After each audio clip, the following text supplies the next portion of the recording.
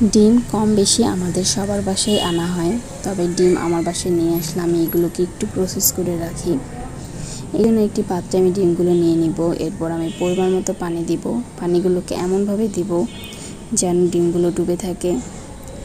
পানি দেওয়ার পর আমি ডিমগুলোকে 5 থেকে 10 মিনিট ভিজিয়ে রাখবো। এরপর একটি নরম কাপড় অথবা নেট ব্যাগ দিয়ে আমি ডিমগুলোকে আলতো হাতে মুছে নিব।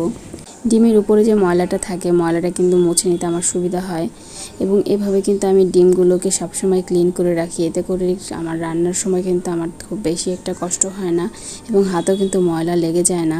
কারণ ডিমের উপর যে ময়লাটা থাকে, না হলে কিন্তু এটাই আমরা খেয়ে ফেলি, সাথে সাথে কিন্তু সবসময় ধোয়া সম্ভব হয় না।